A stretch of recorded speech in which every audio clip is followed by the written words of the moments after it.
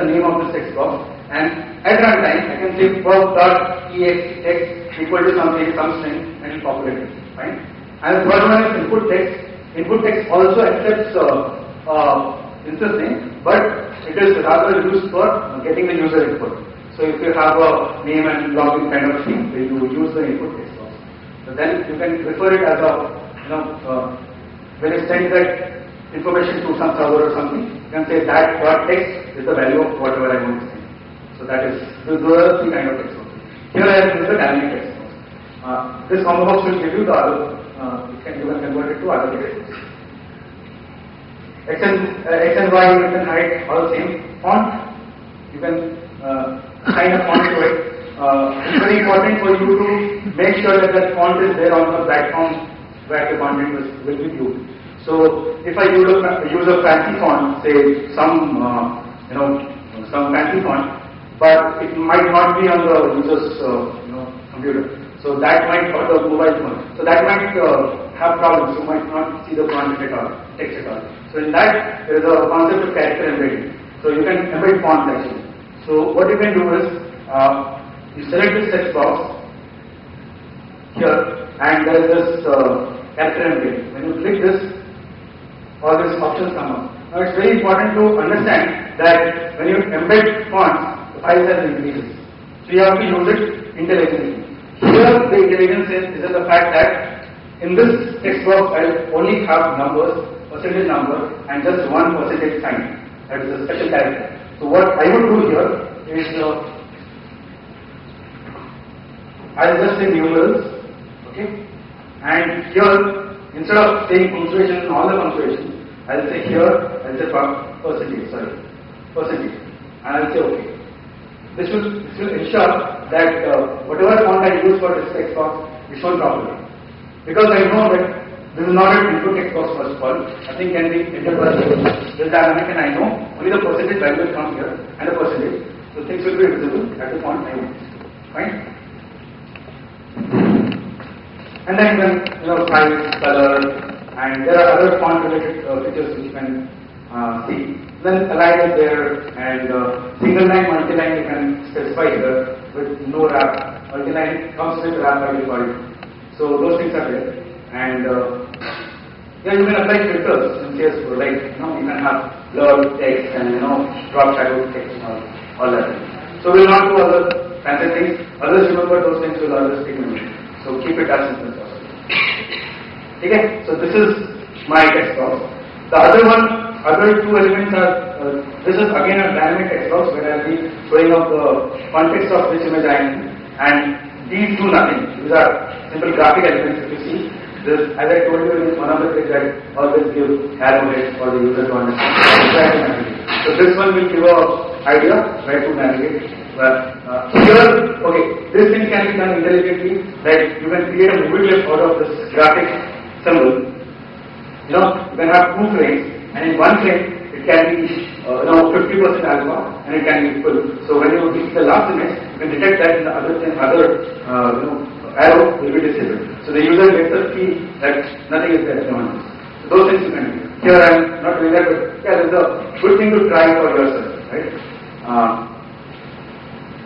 Okay, so these are the basic elements on the stage. Now I will go in the code. So if you see my layout, okay, this is the right practice would be say header, because this will when into complex projects, big projects, this is very difficult to find. So unless you name them properly, you are going to be in a mess. So here I'll say image, and I'll say image mask, and this one are my navigational items. So I'll say nav, and the other one is actions. You can write scripts or code or whatever. Right? Okay. Now, unlike the previous example where I had put the code inside the movie, here everything is there in the frame itself. Okay. Why? Because this is also the practice that if you find your code at just one place, it is easier for you to manage, debug, and whatever you want to do. Right? So that was one option. This is again another option. Okay. So here I will first show you that there are three components in this. First is data exchange. Okay. Second is the image loading up to here, and then I have this XML parsing piece, and then I have this navigational function, and then I have a key functionality. That's it. And it's a 93 lines code. You can, there are comments inside it, comment line, so you can optimize all that. Okay. So first, what I should declare in such an application is a mechanism by which I will exchange data, because this is an API, Flickr API. The process here is you send your API key and you send your URL which you want to access, and it gives back an RFC, which is essentially XML. So here I will use something called a load var object. There is a class in Flash which is called load var. The first you can see Flickr LV, which is a load var kind of object. So what this does is you can send and load data. Okay, it's an object-based transfer, and you can actually send objects and get objects back. So, and the second one is Flickr return, and this is an XML. As I said, what I'm getting return from this API is an XML file, right? So I'll handle that return in the XML object. So I'm showing you two kinds of data exchange mechanism. One is load var, the other one is XML. Fine. The next line here is related to XML. I'm not covering XML here, but just for you to know, ignore white equal to true. This means the XML files will have white spaces, and when the information is read by Flash or any other language as such, the white spaces are also taken into consideration as nodes. So if you say ignore white equal to true, this object will omit all the white spaces, and you will get only the text case strings. So, okay, the next two things are the URL and the API key that I got from Flickr. You will also get this if you register. So, I have a variable called key and a variable called URL. The key is this one. This is my personal API key. You can generate your own. And this is the URL that I will be hitting on. So, this is all listed in the Flickr API service list. So, you will get this one. And this API is based on an algorithm which Flickr does. Every day, pictures which have got the most amount of views or comments, they keep them interestingness list. So I just want to see those interesting pictures.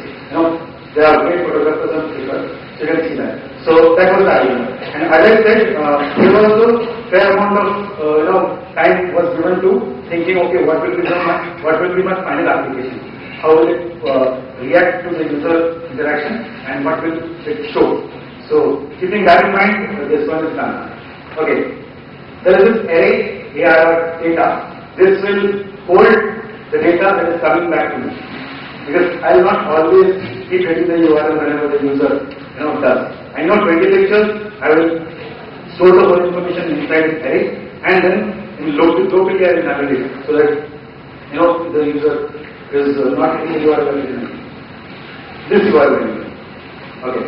Now the first thing is I'll get this URL, and this URL extends to two parameters.